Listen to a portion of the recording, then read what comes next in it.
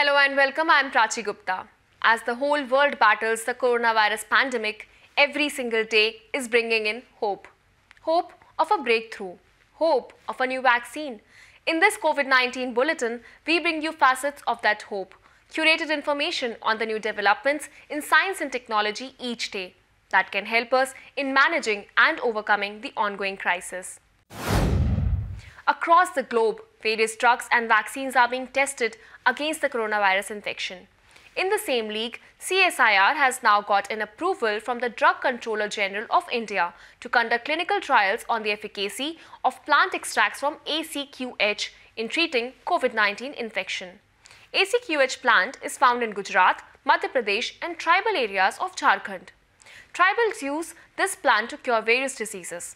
According to CSIR's Director General Dr. Shekhar C. Mande, trials of ACQH have been conducted earlier as well, and it has shown promising results as an anti-dengue medicine.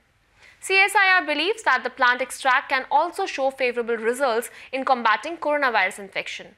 Dr. Mande also informed that CSIR's Kolkata-based Indian Institute of Chemical Biology has also got the approval of Drug Controller General of India to start therapy on convalescent plasma. For carrying out this trial, the institute has tied up with few hospitals in Kolkata and has begun trials. Let's hear more about these trials from Dr. Shekhar C. Mande, Director General, CSIR. ACQH plant extract.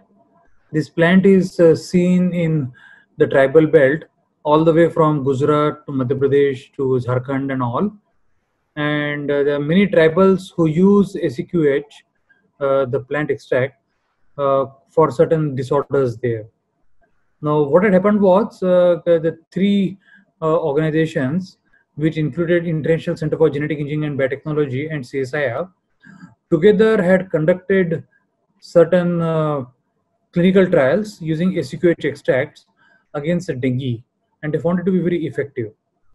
So its effectiveness against corona is not yet demonstrated, but the clinical trials for doing the same are now going to start very soon. The Drug Controller General of India has given the permission to conduct the clinical trials, and the clinical trials are about to begin.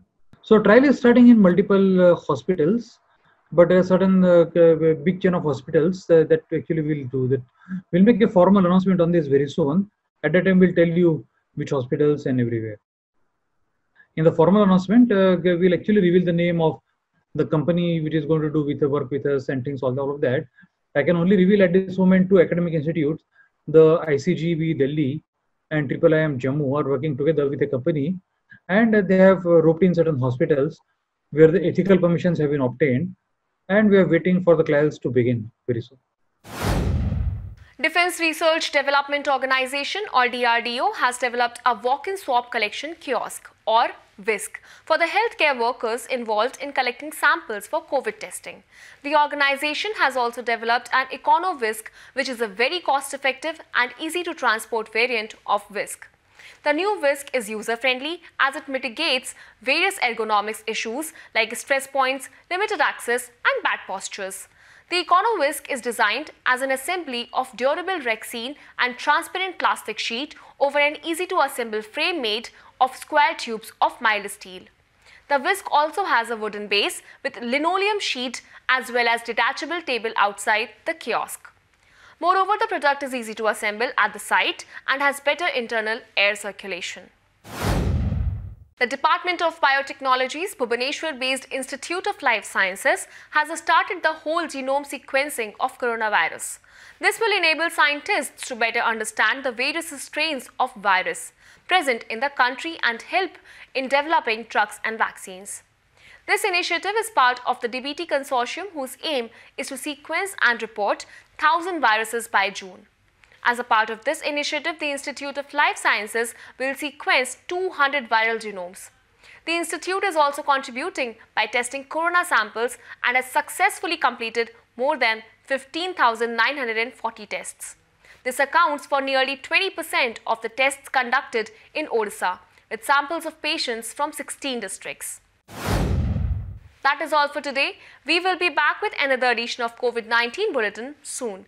We hope that you all are safe and maintaining social distance. See you soon. Namaskar.